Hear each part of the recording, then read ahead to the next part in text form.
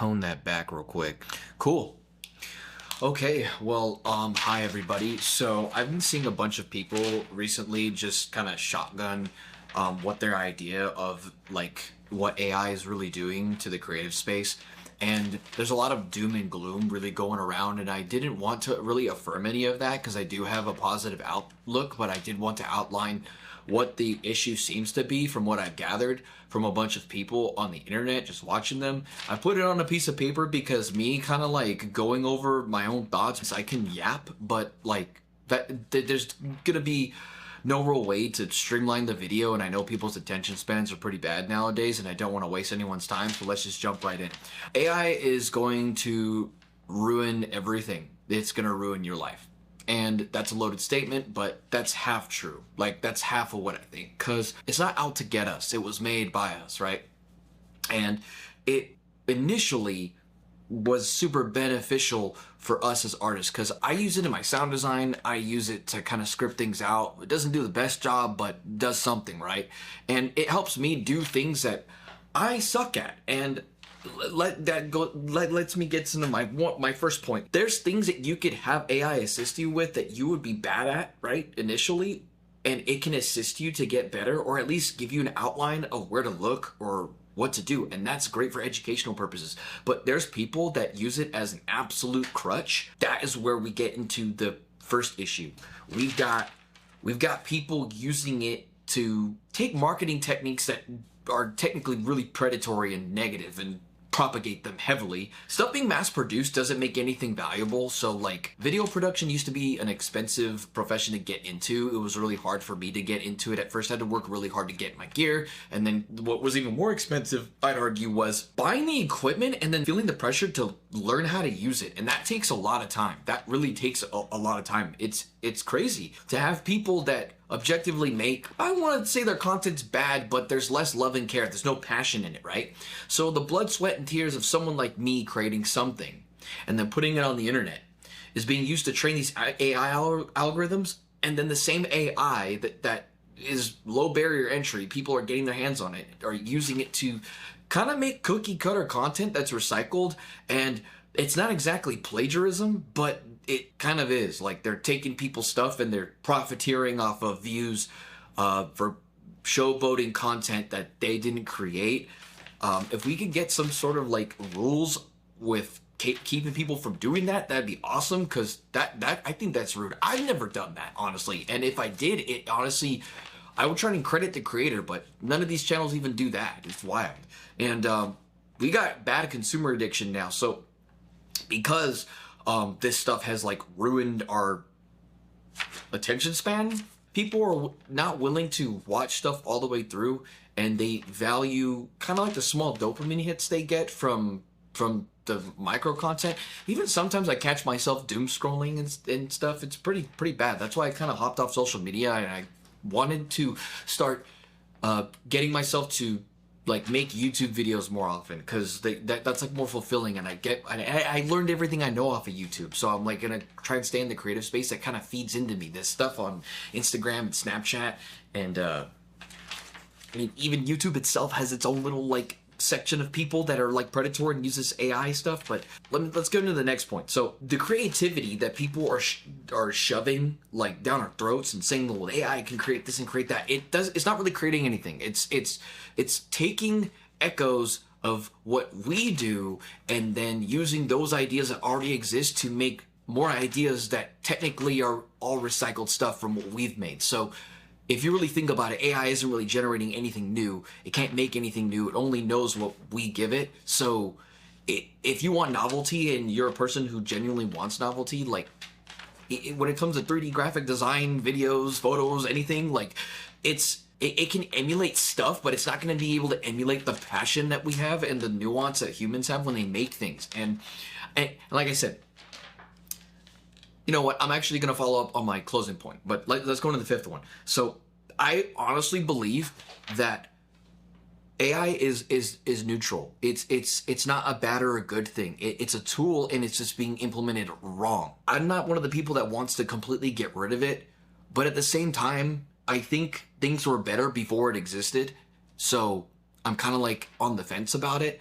But if I were given the choice, I probably would just kind of take everyone's access to it away, because it's a race to the bottom. Content is so worthless and valueless right now that it does impact my career, because I've had come across clients that are like, hey, oh, well, I could just get AI to do this. And that's fine. That's great, man. It's just like, you can get it to do it, but is good enough worth it to you? Like, is good enough good? That's subjective. But in a meritocratic society, the best of the best would be the best of the best. If you had a product, right? If you sold a product as a business, would you want to sell the best product, or would you want to sell the most okay product, like the most average product? And I'm pretty sure you're probably going to say, oh, I want the best product, right? Well, that's what we're doing, like with this AI stuff. It can't make the best product. It's not a person. It doesn't know what our idea of perfect is. Going back into my race to the bottom thing, it's like, if we're putting out content that's meant for entertainment or education purposes, and we're relying on this bot to do it, and we're letting people who aren't professionals jump into it with a low barrier of entry, make a bunch of stuff, we're eventually are going to be covered in our own slop, and there's nothing that's going to be good. And the stuff that is good is going to not be valued. People will still make it for the passion of it, but there just won't be a lot of it to go around. So that's where we're at, man. And then my sixth point I have written down here is the value really lies in our own humanity. Like, honestly, I feel like there's the most crazy stuff that has ever happened that I've watched personally has been made with human hands and with human like tedium and tenacity, like Nightmare Before Christmas, or Mad God, the movie, the stop motion stuff. And that's the first thing that comes to mind, because that's something I would never do, but there's people that love doing it and put so much time into it, and it turns things into timeless masterpieces, and that stuff just isn't valued anymore. And then we get like the new Disney movies that just suck. So I mean if you like them, cool, but like they're nothing where they used to be when they used to actually draw the stuff and like animate it themselves, like by hand. We've got people taking clips from other people, like let's just say Joe Rogan, because he's a big name, and they're taking like stolen voices that are emulated because obviously the voices AI has are trained by humans, right? It doesn't just make a voice by itself. They had to train it with somebody. And they get millions of views and they get a lot of revenue, and then the companies who run ads on those videos. So like, it's just all about making money at this point. Like, what's the point of making anything? It's just making money. And then it doesn't feel real, and people feel like kind of, whenever they watch something, it's like, oh, what are you gonna try and sell me? You know, like when you know the same way people hate people that go to door selling stuff because it's the same exact script every single time. Well, I mean, it's the same amount of annoyance, I would say. So yeah, and then we've got, oh god, the fake entrepreneur, dude. Oh god, that's horrible. Like, even I've had my run-in with Andy Elliott. Andy Elliott is one of those people that abuses AI and just throws. You don't know who Andy Elliott is?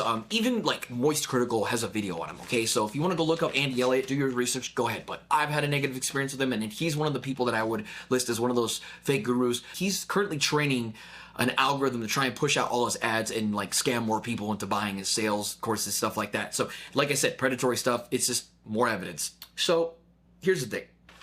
Final statement. We're in a creative recession, kind of. We have the most access to the most advanced technology ever to make absolute art happen. Unfortunately, the audience that would have been there to witness it, that was from before, isn't there anymore. So we're stuck doing stuff that we like to do because we love doing it, okay? And that's not such a bad thing. We're gonna persist. Like, the people, like, have you ever heard of like a creative athlete? Okay, so some of us are creative, and we go through spurts, and we have creative muses, and we make stuff. And but those same people that are in the same bowl as me, they don't have the tenacity to keep going. So they stop, and they become discouraged because they're not getting results, because some of them are results driven from the work they're doing. That doesn't mean it lacks value. It just doesn't it lacks value right now. The people that are going to persist and keep doing what they're doing, eventually we're going to get a slingshot effect. So stuff starts pulling this way really hard, and it's a race to the bottom. And then the bottom becomes like, that's when you're at your low. Well, the only way is up, right? So people, and organically this is going to happen with the audience. They're going to get so bored and understimulated by this or overexcited or overstimulated, whatever, by this content that's not good, and it's going to slingshot back the other way, and they're going to start asking for authenticity. And I think that's starting to happen like right now. I feel like people are starting to demand authenticity more. It might not be overwhelming, but it will be a cascading growing effect going into the future. And if we want to survive, we're going to have to focus on not being perfect. Bro, just press record. Just make stuff, okay? We are being sold a fake reality even in our own sphere of creatives. Like everybody who's prospering right now, I guarantee you they're not going to be doing well in the next 10 years because their approach to content is exactly what I said. It's that race to the bottom mindset. If they get to the bottom and they're the most successful and then everything slingshots back, well, they're going to be putting themselves behind and they're not going to be eating nearly as well as they did before. Versus people like me or you watching, if you know how to tell stories, if you know how to make things beautiful because you're passionate about it, then you're never going to stop. You're never going to stop. Let's be honest, man. Like you're hooked. If you have a camera sitting on your desk right now in front of you, you're going to keep doing this. And no matter how discouraged you get, I'm pretty sure you're going to pick that thing back up. And it doesn't matter if you're getting paid or not, okay? Do whatever you can to kind of weather the storm right now. But I'm pretty sure everything's going to, not reset. I don't think reset. I think everything's going to get better. It's like when a forest burns down, man. There might be a lot of ashes afterwards, but that's a lot of good stuff for the soil. So there's going to be more trees and everything's going to grow back. So my closing statement is not just be yourself, but do the thing you're thinking about right now, even if it isn't perfect. Okay? Because perfect doesn't matter. Well, get your steps in, get your reps in, get better at what you're doing. And that's why I'm making tutorials right now. Because I just think if I can help as many people as I can, then I can make the world a better place slowly in the meantime. Because making a Picasso art piece right now is not going to inspire anybody to go and really fix the current problem we have at hand. Keep telling stories. Do your thing. I'll be making more tutorials in the future. You on the other end of the screen right now, hope you have a great day. And all of you are cool for watching this. See you later.